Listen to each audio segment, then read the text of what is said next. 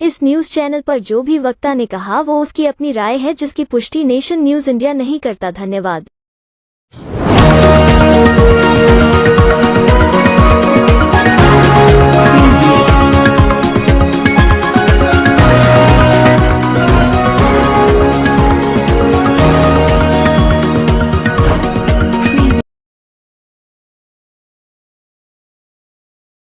परिचय के मोहताज नहीं हैं, तो हमारे पैगाम के संस्थापक आदरणीय तेजेंद्र सिंह जल्दी साहब, मैं उनको जोरदार तालियों से जल्दी साहब का स्वागत किया जाए।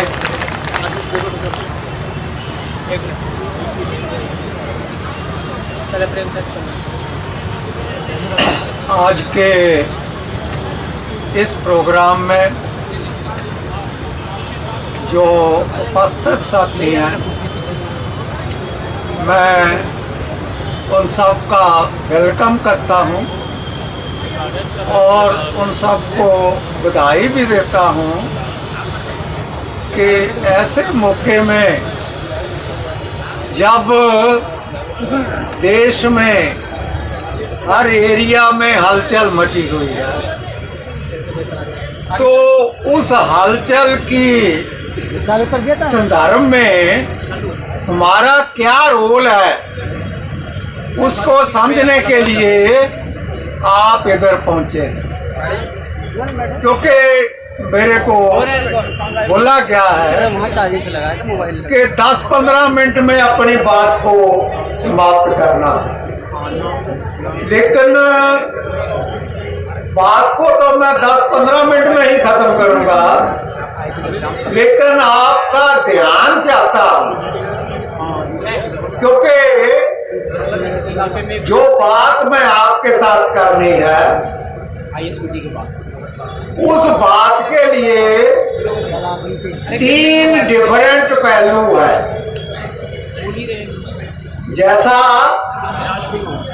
एक आमदन होती है, एक खर्च होता है और एक बचत होती है। अगर सुखद और सुहावना जीवन व्यतीत करना चाहेगा तो हमें तीनों की कंप्लीट जानकारी होनी चाहिए। आमदन किसको कहते हैं, खर्च किसको कहते हैं और बचत किसको कहते हैं। इनका तालमेल बनाकर अगर नहीं रखेंगे तो घर नहीं चलेगा। ऐसा ही सामाजिक जीवन में भी बहुत सी बेसिक चीजें हैं जिनका हमें ध्यान रखना पड़ता है। हमने सफलता के लिए कोशिश करनी है, हमने विरोधता नहीं करनी सफलता की। सफलता के लिए उद्यम करना है। जेकर हमने कोई काम करना है तो उसके प्रति हमारा उत्साह होना बहुत जरूरी है। अगर उत्साह नहीं है तो कोई काम करने में हम सफल नहीं हो सके। इतना ही नहीं, उस काम प्रति हमारे मन के अंदर चाव भी पैदा होना जरूरी है। सिर्फ बातें करी जाने से कुछ होने वाला नहीं है। हमने जो करना है उस प्रति हमारी जानकारी भी होनी चाहिए और हमारी पसंद भी होनी चाहिए। सिर्फ पैरों को झांझना बांध लेने से नचना नहीं आ जाता। नचने के लिए बहुत ज्यादा प्रैक्टिस करनी पड़ती है, बहुत ज्यादा सोच समझ करके सब चीज को ध्यान में रखकर तब भी नचा जा सकता है। इसी तरह ही समाज क्रांति का शोर मचाने से समाज क्रांति नहीं होनी और हक्का की खातिर विरोध की अमंग का पैदा होना जरूरी है। हक उनको ही मिलते हैं जो हक जिन्होंने हमारे खोए हुए हैं उनकी विरोधता में डटेंगे, उतनी देर तक हक नहीं मिलेंगे।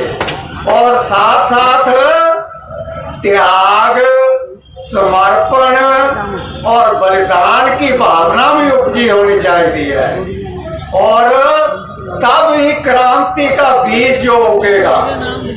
जैसे आमदन, खर्च और बचत तीन बहनें हैं। हम जानते हैं कि आमदन के बिना खर्च नहीं हो सकता, और फिर दोनों की सुरक्षा के बिना बचत नहीं हो सकती।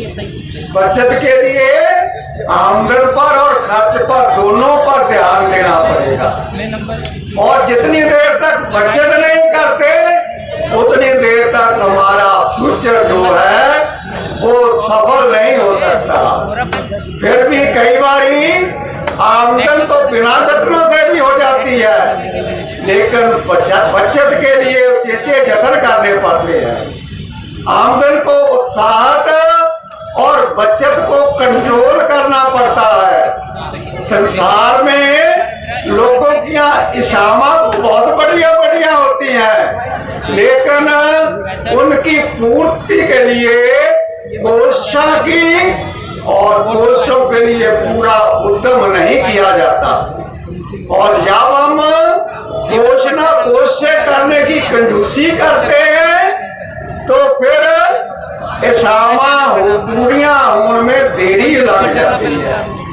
इसलिए हम जानते हैं कि सिकंदर की इच्छा तो बहुत अपने से भी बहुत बड़ी थी, लेकिन उसका नाम जो है संसार में उसकी इच्छाओं के कारण नहीं, सगों उनकी कोशिशों के कारण याद किया जाता है।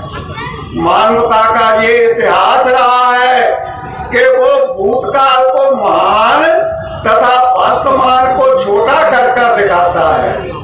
यही कारण है कि दुनिया जतन करने वाले लोगों को उत्साहित करने की जगह हारे हुए लोगों को उपदेश देने में लग जाती है।